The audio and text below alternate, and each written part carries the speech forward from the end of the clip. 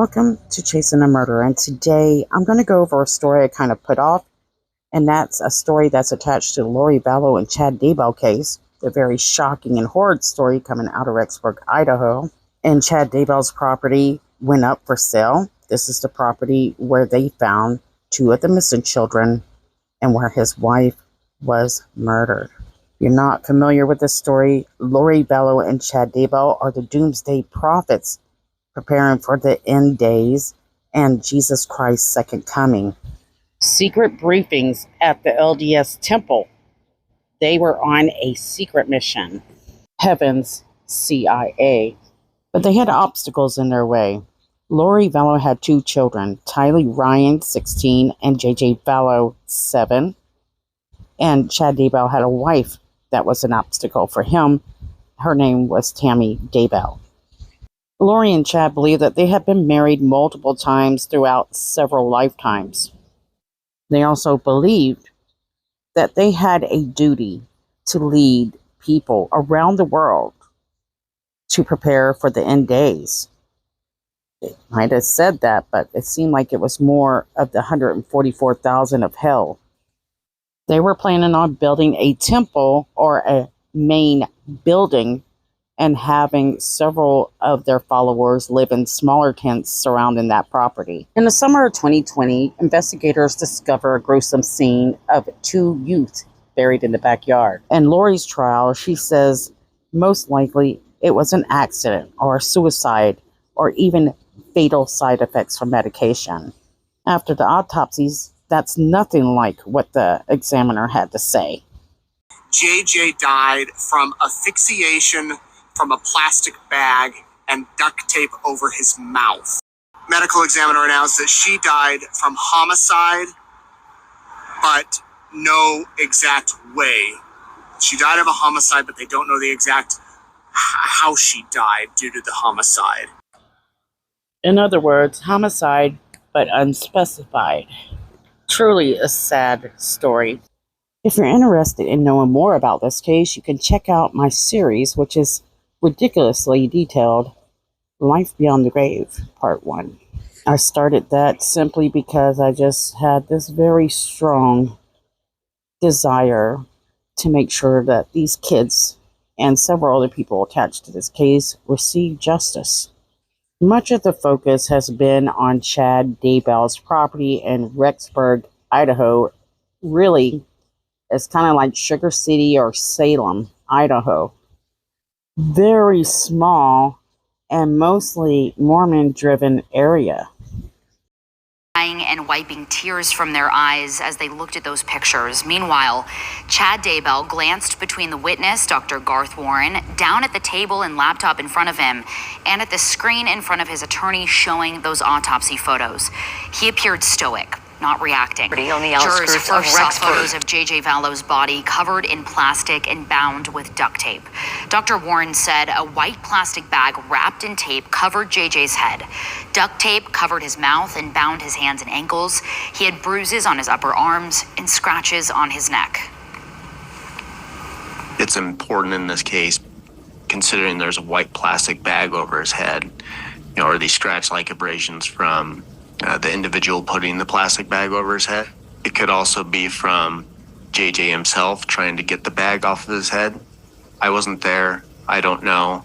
But these are the types of things that go through my head. Warren determined JJ died by asphyxia by a plastic bag over his head and duct tape covering his mouth. Tylee was dismembered. An expert identified her using dental records. Dr. Warren said her remains came in multiple bags containing her organs, debris, charred tissue, and pieces of bone, some burned. A metal green bucket was found with Tylee's remains. The FBI noted sharp force injuries on parts of Tylee. Warren told jurors again he determined Tylee's cause of death to be homicide by unspecified means. Idaho State Police forensic scientist Tara Martinez also testified. She specializes in latent prints. She said she matched latent finger and palm prints on the plastic around JJ to Lori's brother Alex Cox. And the conclusion after the comparison was 11.15.1 was identified to the right palm of the fingerprint card or the palm print card bearing the name Alexander Cox. Now that Chad Daybell has been sentenced to death and Lori Vallow has been sentenced to life, should have been death, um, people are wondering what are the next steps, especially when it comes to healing. A lot of people who are not even related to any of these victims and families feel like they are part of this group of people. It's just insane how it went. So, a lot of people have put in a lot of thoughts um, about what Chad Daybell's empty lot could be used for lately because it's just been demolished. What would the victims want done with it?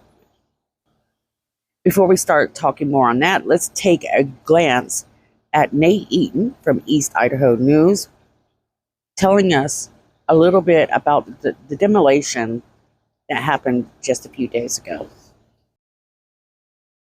They are really making progress here. All of these construction workers are volunteer. The demolition crews are all volunteer. Of course, within the past month or so, a nonprofit purchased the property, purchased the home, and they have put forth their own money to buy the home, and then they are using a lot of help from these demolition crews who are volunteering their time to come and load up the home, load up the debris here at the house, and then it will be hauled away. Again, we are live here at Chad Daybell's property. I'm going to walk around. This is where the shed, the garage, the outbuilding was. That red building that you may have seen. And this is where the crews are coming and going and doing their work from here on the outside. I'm going to get out of the way of these guys so they can do their work. But I want to give a credit. These are the companies who have donated their time, their employee, their resources to help in the effort. Taylor Excavation, Tupper Excavating, DePatco, Anderson Earthworks, Double J Dirtworks, Tupco, Pocono Coast West, and Chad Ball Construction. All of them out here helping this morning as... So you can only wonder, what are the families of the victims thinking during this moment as well?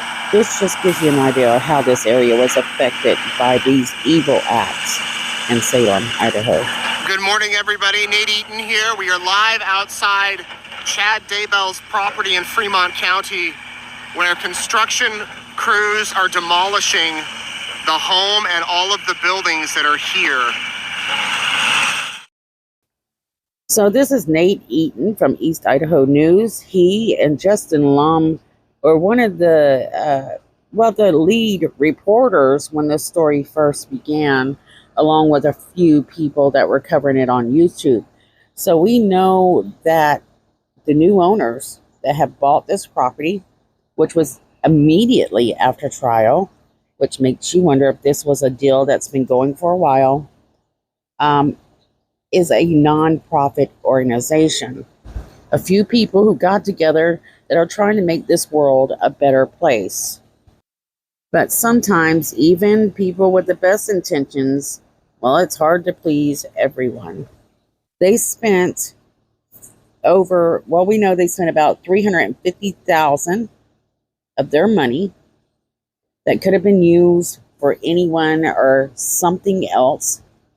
Instead, they used it for the victims of this case. Nate Eaton, who was also tied to someone that lives within the community known as Secret Santa, usually gives out gifts to families in need or going through hard times. So this area is very known for being a very loving and helpful community to one another. But you got to still remember, what was this community according to Chad? Well, the Rexburg area and other areas circling Rexburg was the place to be when the earth went into chaos. So when Jesus returned, Rexburg, Idaho was the safest place to be. Now, before they really revealed who bought Chad Daybell's property and their intentions of what they were going to do with it, true crime followers on the case had their fingers crossed, and they were hoping that it wouldn't be Morgie Daybell's purchasing this property. So isn't that a huge relief to those of you that follow this case? For myself, my thoughts after trial ended, and a lot of people were thinking about this property because it just feels like there's something still not satisfying about it, and I don't know how to explain it. I was just hoping that someone like Secret Santa had bought it and that they would burn it down back to hell from which it came. But tearing it down is the next great step. So many people were just waiting and, watching for whoever bought this place.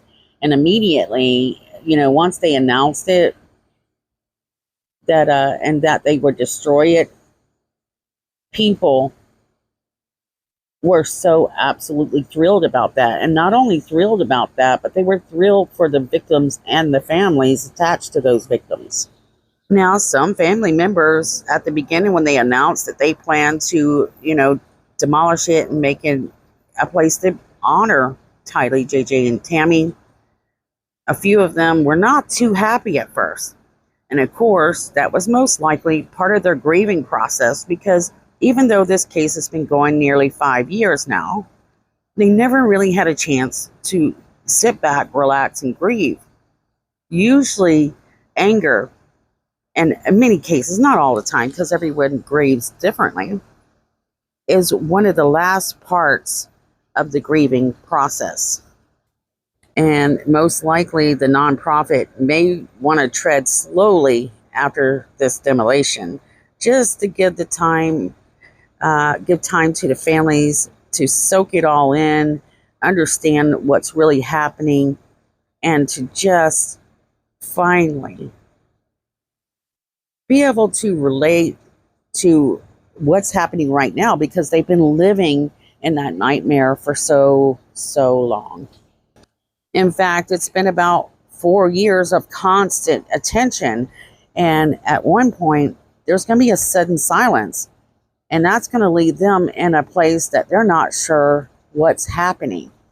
So I think the nonprofit's going to take it slow, carry a lot of compassion, empathy, and understanding for these families involved in this case, and just let it go organically without trying to upset anyone, because it's not that they're really doing anything to upset anyone. It's just still so new. The grieving process is still new to these people.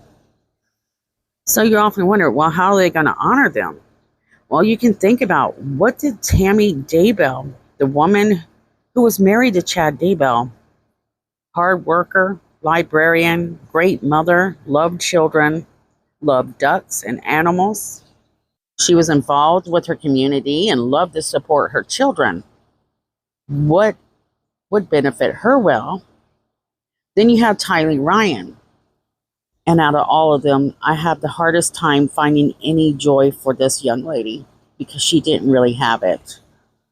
Tylee Ryan loved hanging out with her friends, goofing off, joking around, movies, munching out, and she absolutely loved the beach in Hawaii. I think her story in all this is probably one of the saddest parts, because Tylee Ryan loved her mother, Lori Vallow, a lot. But mom just didn't reciprocate that. It's one of the biggest love ironies I think I've ever seen. Then you have JJ. We've always heard what the kids have, how they were treated badly, but we never heard much about what they love. But it seemed that JJ loved to make new friends. He loved to play with those friends outside. He enjoyed taking boxes and turning them into these fantastic places that he could just imagine his way from all the world. He loved Toy Story. He loved hiding. JJ was a bundle of energy, and he enjoyed stories. So what could you do for three people that are so different? And the first thing that come to my mind was the fact that Tammy was a librarian. She loved reading books to children. And Tylee Ryan always wanted to be the perfect daughter for her mother. And JJ just wanted to be a part of something special. Family that loved him. And Tammy just wanted to mother children who needed a mother. So I thought about maybe a statue of a woman familiar to Tammy reading books to a 7-year-old and a 16-year-old. Put that in a center of a concrete area with benches that surrounded it. Surrounding that, maybe like a maze type bushes with a few tall Christmas tree like cedar trees, I don't know what they're called, surrounding, like 4 of them surrounding that area, showing or marking that exact spot. Perhaps even planting a huge oak tree in the center behind the bench that Tammy is reading the books to the children. Maybe Tylee could wear a necklace that finally said that she was the perfect daughter she always strived to be. Maybe even a few little ducks standing at the side of the bench. Maybe JJ had a box on the other side of the bench. Another thing that I felt like Tylee wanted was to feel free. So maybe her hair might be blowing in the wind. It is a big property and things cost a lot of money today. And nonprofits only have so much money. So maybe planting trees with a few gardens that might attract butterflies and little creatures that Tammy loves so much. You have to have the benches throughout, making sure that anyone that stops by to honor these beautiful people could sit on a bench and read a book. I know a lot of people have several ideas of what would be the perfect memorial for these three treasures. And I would love to hear your idea and read it later in a later video. So if you don't mind, make sure that you share your thoughts of what would be a great memorial for families and the three victims related to this case. When Nate Eaton walked through the house before it was demolished, my heart was thumping. It was thumping because of how close Tammy's son's room was to their bedroom. And I was looking at the windows inside Tammy's bedroom and how tiny they were. And there was a time that you thought that maybe Chad Daybell would have snuck Alex Cox through one of those windows. If Alex Cox was to sneak into the house, it would be very hard to get past Garth unless his door was shut. No one knows exactly what happened to Tammy that night. And the one thing they did well in this case was hide what exactly happened to these three people that are loved so much. And the fact that the Daybells had little to zero remorse for what happened to any of them, especially their own mother and wife.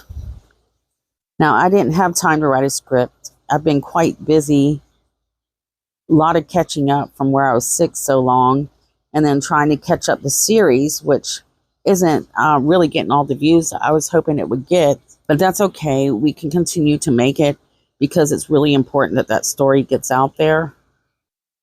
And I'm debating, which direction I'm really wanting to go in this channel, because the breaking news, there's just so many people doing it now. And one thing I have trouble with is I can get interviews. But I don't like bothering people that are going through tough times. I just don't like doing it. I know there's so many channels out there doing this now that I feel guilty trying to reach out to these people and bother them when they're going through so much pain. I was here to tell stories and get the truth out. And I wanted to make sure that there was a lot of love and heart in the storytelling, not just for views and likes or whatever. So I'm kind of trying to figure out which direction I want to go with this channel. Am I going to go more into making real series, or maybe doing a light coverage of the breaking news? What do you guys think I'm better at? Share it below. I know some of you have watched me from the very beginning, and you've watched me struggle, and you've watched me grow. What do you think we are to do on this channel? Now, before I close out, I want to send my love out to all the families and friends who are involved with this case, who have gone through something they never dreamed they would go through their entire life. Most people don't.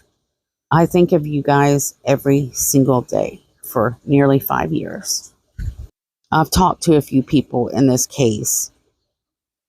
I never got to talk to a few people I would have liked to talk to, but that's okay because I don't need to. I mean, they're all over the place talking to other people. But we can finally say that maybe Tylee, JJ,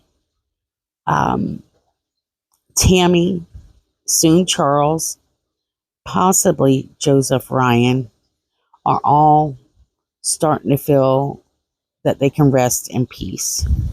And maybe the family members and friends can also start to live normal lives again.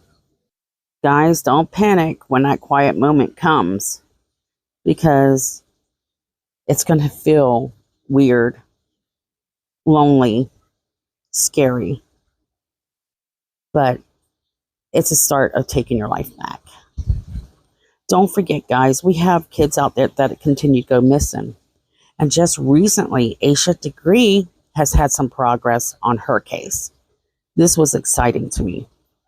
If you don't know Aisha Degree's story, make sure you go check it out. Thank you guys so much for your support. Thank you for your subscriptions, your likes, your Patreons, and just overall the love that you're giving me. Love you guys, and I'll see you guys soon.